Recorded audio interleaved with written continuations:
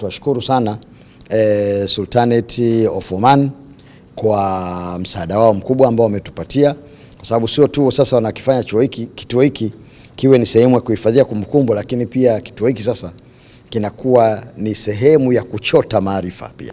Nikitaka kujua hata ukoo wangu umetokea wapi na upata hapa. Nikitaka kujua babu yangu, sio kwa sababu baba yangu mimi alikuwa kiongozi, lakini hata babu yako wewe ukitaka kumjua, wewe ambao unajiona kwamba ni Mtanzania wa kawaida tu, hapa taarifa zake zipo. Kwa hiyo hapa ni sehemu ambayo ni collection point ya mambo mengi sana.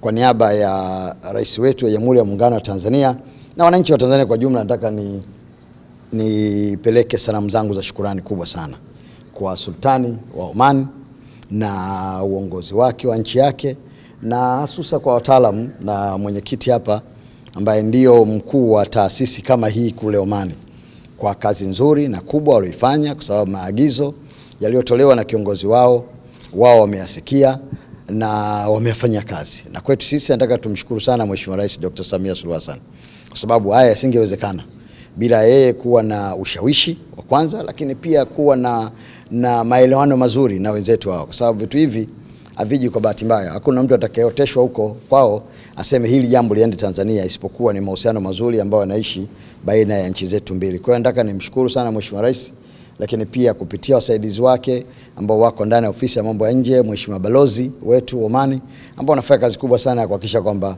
mambo kama haya yanaendelea kudumu. Kwa hiyo kwangu mimi la msingi ni kuwaomba wenzangu wa Omani tuendelee kudumisha ushirikiano huu, lakini pia tuendelee kuhakikisha kwamba nchi zetu zinakwenda vizuri, na tuendelee kuwaombea sana viongozi wetu. Tumuombee Sultani, Mwenyezi Mungu aendelee kumjalia afya njema na umri. Tumefurahi sana kuwepo hapa leo ufunguzi, na tunamshukuru sana Mheshimiwa Ridhiwani Kikwete kuja hapa kuhudhuria hii event ya kukabidhi equipments zilizokuwepo. Hizi equipments zimekuwa contributed from National Archives of Oman na kiongozi wake His Excellency Hamad Al-Dhawiyani, President wa Archives of Oman.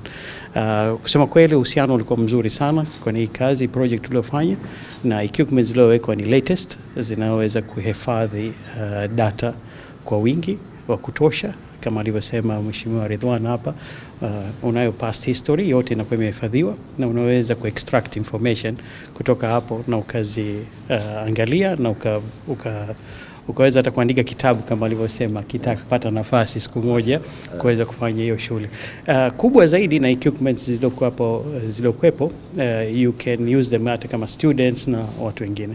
Kwa hiyo I think it's a very good step where kusaidiana kuhifadhi information, au tuseme kwa Kiswahili tunaita nyaraka. Exactly. Kwa hiyo kuzihifadhi ni kitu kizuri sana, na shaka hii itasaidia zaidi na zaidi. Shukran sana.